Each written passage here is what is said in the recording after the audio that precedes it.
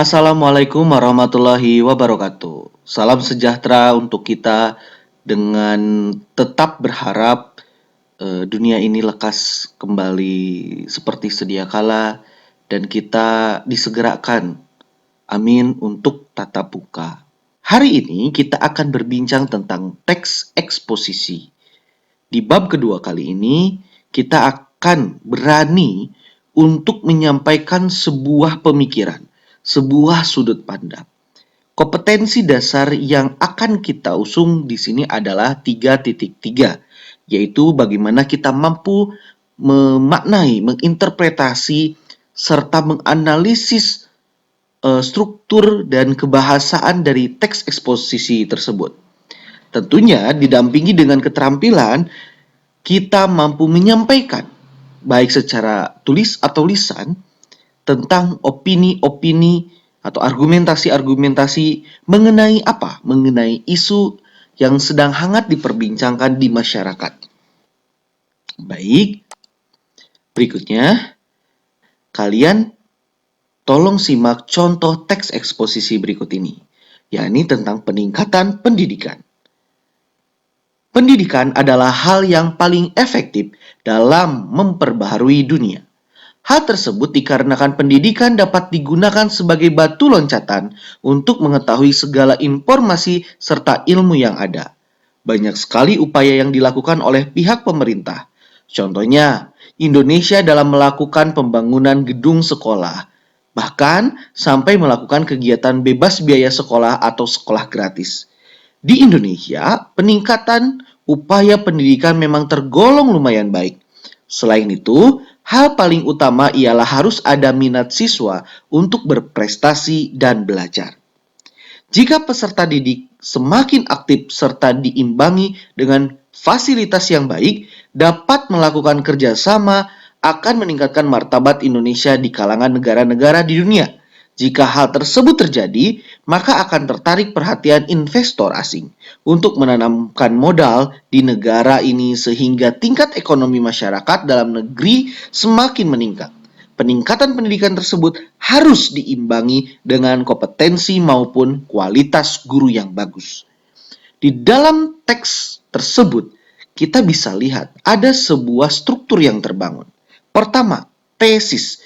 Tesis itu adalah sebuah pemaparan awal. Ada juga yang menyampaikan tentang orientasi isu atau pengenalan masalah. Maka di sini akan ada sebuah hakikat, sebuah definisi tentang apa itu hal yang akan kita bahas. Misal, di sini kita akan membahas sebuah peningkatan pendidikan. Maka kita harus tahu apa itu pendidikan, apa itu peningkatan, sehingga kita memahami sebuah isu tersebut. Ketika kita sudah memahami sebuah isu tersebut, pengantar isu tersebut, maka kita akan bisa memberikan sebuah sudut pandang, argumen-argumen, opini-opini yang kita akan bangun. Nah, banyak sekali upaya yang bisa kita lakukan. Misalnya, kita sudah mampu menyampaikan sebuah faktual, atau kita juga bisa menyampaikan sebuah argumen opini yang di sana bertujuan untuk menguatkan tesis tersebut atau mendeskripsikan pemaparan dari tesis tersebut sehingga muncul penjelasan-penjelasan mengenai apa yang dimaksud, mengenai alasan-alasan apa yang menjadi permasalahan. Ada sebuah data-data yang diungkapkan. Maka ada yang disebut dengan penegasan ulang di bagian akhir. Ada juga yang menyampaikan bahwa bagian akhir merupakan rekomendasi. Kenapa rekomendasi? Karena dia akan berakhir kesimpulan. Atau orang juga sering menyebutnya solusi. Maka kita bisa lihat peningkatan pendidikan tersebut harus ada rekomendasi yang diberikan oleh si penulis untuk menegaskan kembali tentang sudut pandang yang ia ingin sampaikan. Selanjutnya, mengenai eksposisi tercantum dalam buku Kemdikbud, eksposisi bisa digunakan seseorang untuk menyajikan sebuah gagasan. Artinya ada hal yang ingin diungkapkan. Gagasan apa? Gagasan seorang penulis atau pembicara. Untuk apa? Berdasarkan sudut pandang tertentu. Jadi ada pandangan yang ingin disampaikan. Pandangan tersendiri bisa pandangan yang satu bisa membandingkan dua sudut pandang, bisa membandingkan tiga atau beberapa sudut pandang. Makanya kita selalu mendengar beda orang, beda sudut pandang. Nah, di sini di teks eksposisi kita bisa menyajikan satu atau beberapa sudut pandang untuk nantinya bisa dibahas menjadi sebuah wacana atau paragraf. Di dalam teks eksposisi harus menyertakan alasan-alasan yang logis. Artinya, dia harus memuat sebuah pembuktian, adanya pengevaluasian, adanya pengklarifikasian sebuah masalah. Maka akan muncul sebuah statistik, data, atau misalnya sebuah studi kasus, ada peristiwa, contoh peristiwa tertentu, ada pemberitaan tertentu. Artinya ada sebuah permasalahan yang diungkapkan dengan membuktikan, dengan mengevaluasi, atau bahkan mengklarifikasi sebuah permasalahan. Artinya harus fakta, harus faktual. Karena bukti-bukti harus benar-benar bisa dipertanggungjawabkan. Atau misalnya ada hal-hal yang menjadi sebuah alasan yang bisa menguatkan argumen-argumen. Maka kegiatan eksposisi biasanya dilakukan di ceramah, pembelajaran atau perkuliahan, pidato. Editorial itu semacam teks berita yang bersumber dari redaktur atau pimpinan redaksi dari sebuah media. Adanya opini dan sejenisnya. Di buku Bupena, teks eksposisi merupakan jenis teks yang berisi paparan pendapat atau opini seseorang dalam menanggapi suatu masalah atau isu yang berkembang di masyarakat. Artinya, sebuah masalah atau isu yang berkembang di masyarakat dibahas dengan beberapa pendapat atau opini yang kita miliki. Sudut pandang apa yang kita miliki? Misalnya, ada sebuah pembahasan tatap muka. Bagaimana posisi kita untuk berpendapat tentang tatap muka? Apakah setuju ataukah tidak setuju tatap muka kembali? Atau bahkan Anda membandingkan antara tatap muka yang berpandangan setuju dengan yang berpandangan tidak setuju. Nah, di daring, di internet, teks eksposisi adalah salah satu pengembangan paragraf yang ditulis dengan tujuan menjelaskan atau memberikan pengertian dengan gaya singkat, akurat, dan padat. Artinya tidak bertele-tele dan dapat dipahami dengan jelas. Maka, kalau kita simpulkan, eksposisi merupakan paparan gagasan dengan menjabarkan sebuah opini atau argumentasi mengenai suatu isu masyarakat secara aktual. Aktual ini adalah terkini, artinya masih hangat diperbincangkan, masih layak untuk dibahas. Ada faktual, artinya menyertakan bukti-bukti yang kuat.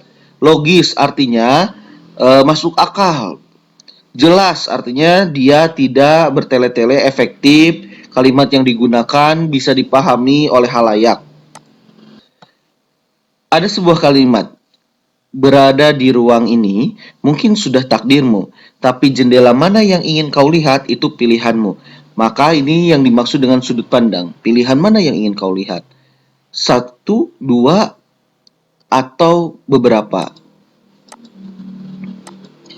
Di dalam sebuah opini dibagi dalam dua bagian. Ada opini utama, ada yang dimaksud dengan opini pendukung. Nah, di opini utama, ini munculnya sebuah tesis. Apa itu tesis? Ini orientasi, pengenalan.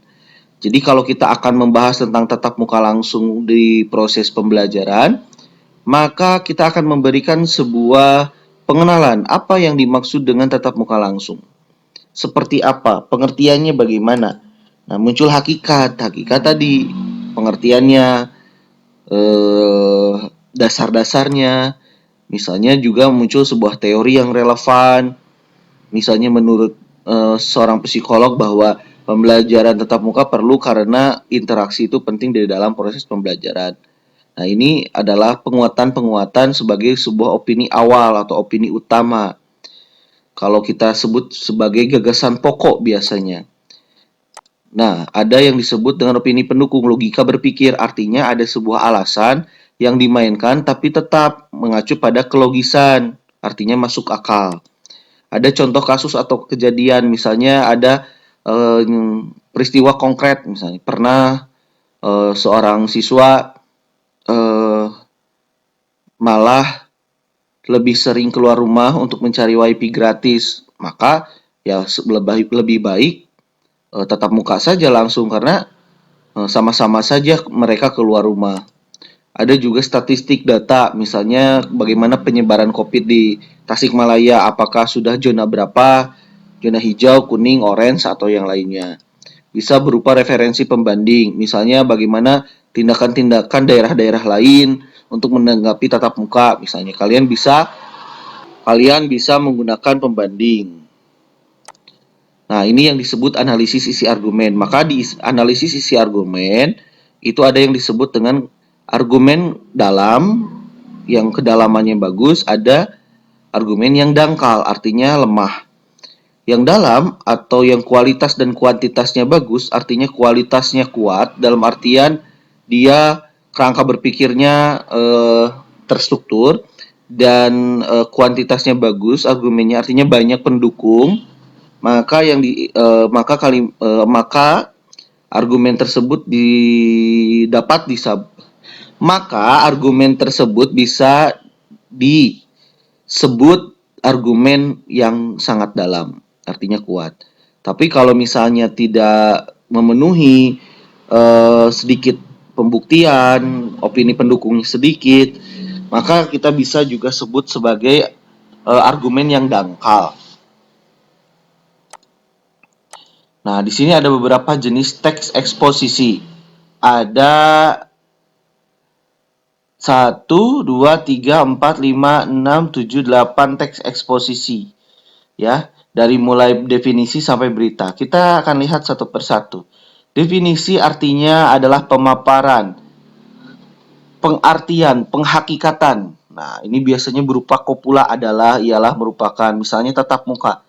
Apa yang dimaksud tatap muka? Tatap muka adalah apa? Pengertiannya apa? Eksposisi proses. Nah, proses ini ada langkah-langkah yang membedakan. Tapi langkah-langkah ini tidak seperti prosedur yang hanya step by step seperti halnya langkah-langkah memasak mie instan.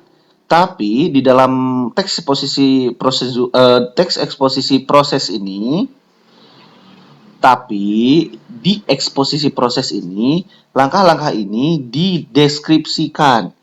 Bahkan cenderung teks eksposisi proses ini sangat memberikan penjelasan terhadap langkah-langkah yang diberikan. Misalnya, bagaimana langkah-langkah sekolah untuk bisa melaksanakan tatap muka, adanya verifikasi.